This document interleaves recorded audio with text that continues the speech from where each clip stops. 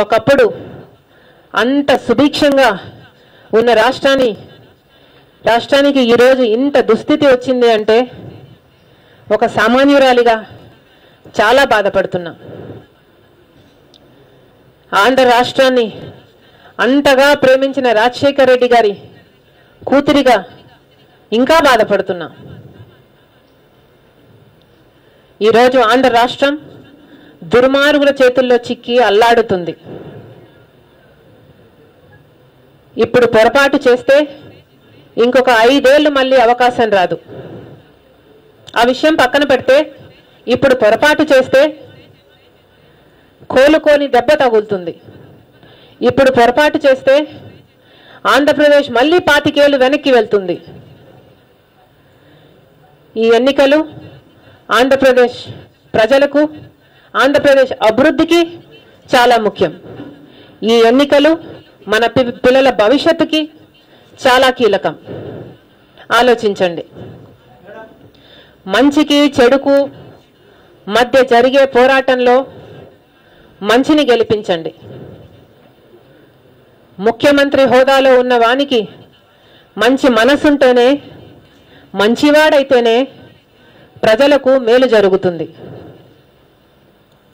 ఆలోచించి ఓటేయండి.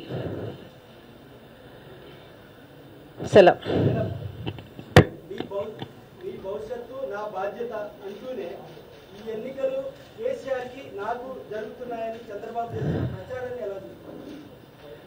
ఎలా జరుగుతున్నాయండి కేసీఆర్కి చంద్రబాబు గారికి మధ్య ఎన్నికలు? ఇవి నాకు అర్థం కాక అడుగుతా. కేసీఆర్ గారేమో అక్కడ బంపర్ మెజారిటీతో గెలిచాడు, ఇక్కడేమో వైఎస్ఆర్సీపీ బంపర్ మెజారిటీతో గెలుస్తుంది అని సర్వేలు చెప్తున్నాయి. ఈయన మాట్లాడడానికి ఏవైనా లింక్ ఉందా? నాకైతే కనిపించట్లేదు.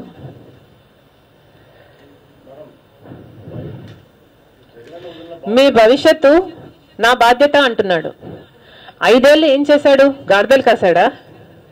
అప్పుడు అనిపించలేదా ఈయన బాధ్యత అని?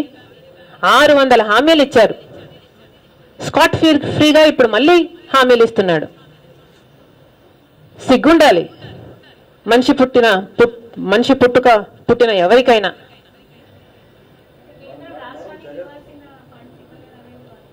She's a women. పంచాయత్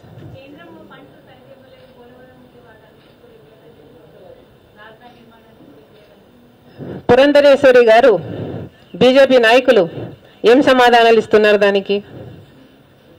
వాళ్ళని అడగండి, నాకంటే బాగా చెప్పగలరు.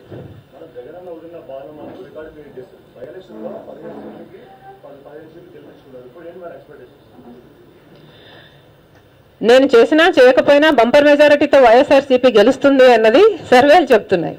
ఏమేన్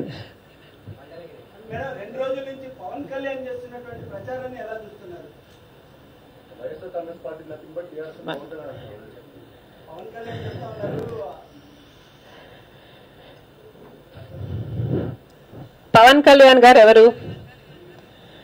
యాక్టర్, అవునా? ఒక యాక్టర్ ఏం చేయాలి? ఒక డైరెక్టర్ చెప్పింది చేయాలి. పవన్ కళ్యాణ్ గారి రాజకీయ సినిమాలో పవన్ కళ్యాణ్ గారు యాక్టర్ అయితే చంద్రబాబు గారు డైరెక్టర్. సో పవన్ కళ్యాణ్ గారు ఏం చేయాలి? చంద్రబాబు గారు చెప్పింది చేయాలి. అదే చేస్తున్నాడు. నాకు ఆ విషయం ఎందుకు అర్థమైంది? కోట్ల మంది ప్రజలకు సంబంధించిన విషయం డేటా చోరీ. నాకు తెలిసి పవన్ కళ్యాణ్ గారు దాని గురించి మాట్లాడలేదు. ఎందుకు మాట్లాడలేదండి? మీరు అడిగారా? పవన్ కళ్యాణ్ గారు నామినేషన్ వేయడానికి వెళ్తే అక్కడ పచ్చపార్టీ కేడర్ ఉంటుంది, బయటికేమో పొత్తు లేదు అని చెప్పుకుంటూనే లోపల సీట్లు సర్దుబాటు చేసుకుంటున్నారు. వివేకానంద రెడ్డి హత్య జరిగితే మేము థర్డ్ పార్టీ ఎంక్వైరీ అడుగుతున్నాం. మాతో పాటు పవన్ కళ్యాణ్ గారు ఎందుకు అడగడం లేదు? నిజంగానే చంద్రబాబు గారు నిర్దోషి అని నమ్మితే ఏమిటి భయం వాళ్ళకి? నాకు అర్థమైన విషయం, పవన్ కళ్యాణ్ గారికి ఓటేస్తే చంద్రబాబు గారికి ఓటేసినట్టే. జనసేన పార్టీకి ఓటేస్తే తెలుగుదేశం పార్టీకి ఓటేసినట్టే. This is very clear.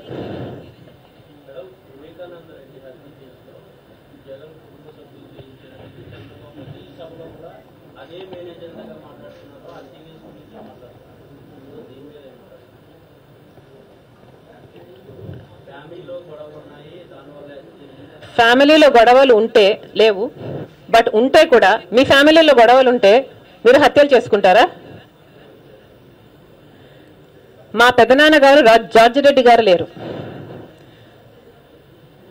రెండో స్థానంలో మా నాన్న రాజశేఖర రెడ్డి గారు లేరు. మూడో స్థానంలో మా ఇంటి పెద్దగా ఉన్నది వివేకానంద రెడ్డి గారు.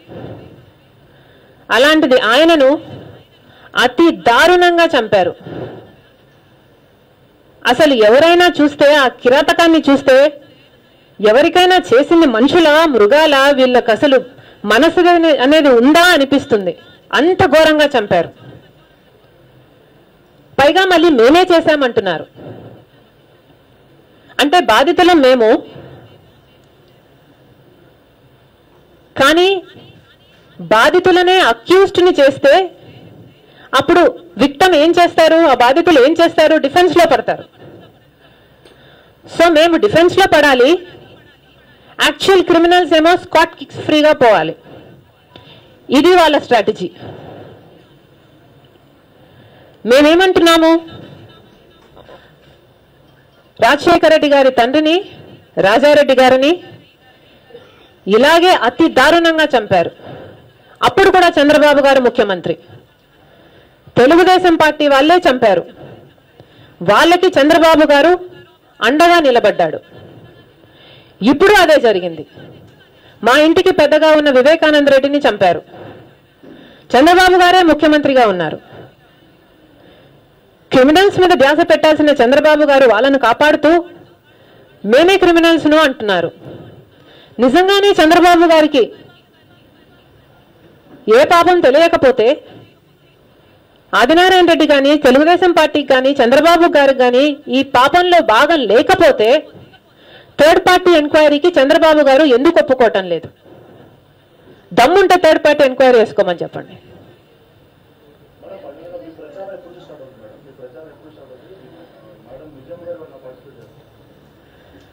అమ్మ వేరే టీంలో ఉన్నారు.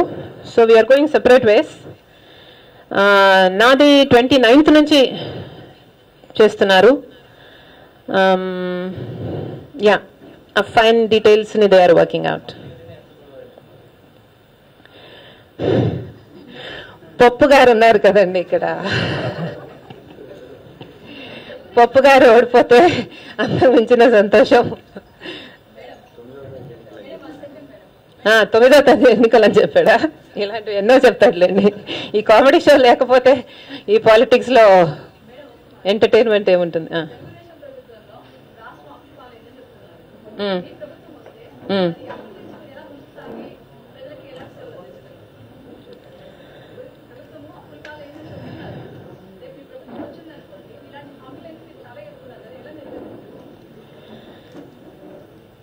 There is a team of people working on it.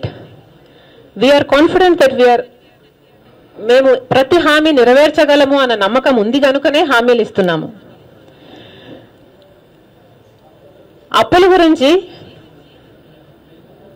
40 ఏళ్లలో ఉమ్మడి రాష్ట్రం, ఉమ్మడి ఆంధ్రప్రదేశ్ ఎన్ని అప్పులు చేసిందో చంద్రబాబు గారు కేవలం ఈ 5 ఏళ్లలోనే అంత అప్పు చేశాడు. మీరు ఎప్పుడైనా నన్ను ప్రశ్నించారా? ఎలా ముందుకు తీసుకెళ్తారు అన్నది ప్లాన్ ఉంది కనుకనే మమ్మల్ని ఎన్నుకోండి, మేము చేస్తాము అంటున్నాం. సో మీరు అది చూడాలంటే, తెలుసుకోవాలంటే మమ్మల్ని ఎన్నుకోండి, మీరు కూడా ప్రచారం చేయండి.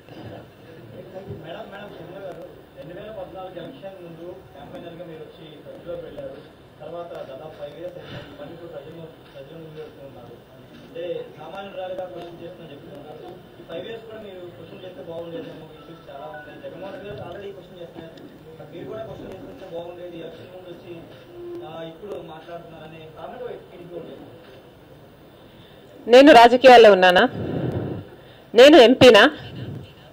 నేను ఎమ్మెల్యేనా? అందుకే చెప్పాను ఒక సామాన్యురాలుగా మాట్లాడుతున్నాను అని. సామాన్యులు ఎప్పుడైనా మాట్లాడచ్చు, కానీ ఈ సమయం చాలా కీలకం. ఇప్పుడు పొరపాటు చేస్తే చరిత్ర మనల్ని క్షమించదు. ఇప్పుడు పొరపాటు చేస్తే ఆంధ్రప్రదేశ్లో అభివృద్ధి అన్నది సమాధి కట్టుకోపోతుంది. Now it's important. ఇప్పుడు మాట్లాడడం అవసరం. Anything else? Thank you. Please subscribe Mirror TV. Thank you. And I request all of you to subscribe Mirror TV. Please subscribe to Mirror TV. Thank you. Please subscribe Mirror TV. Please subscribe Mirror channel. Please subscribe to Mirror TV.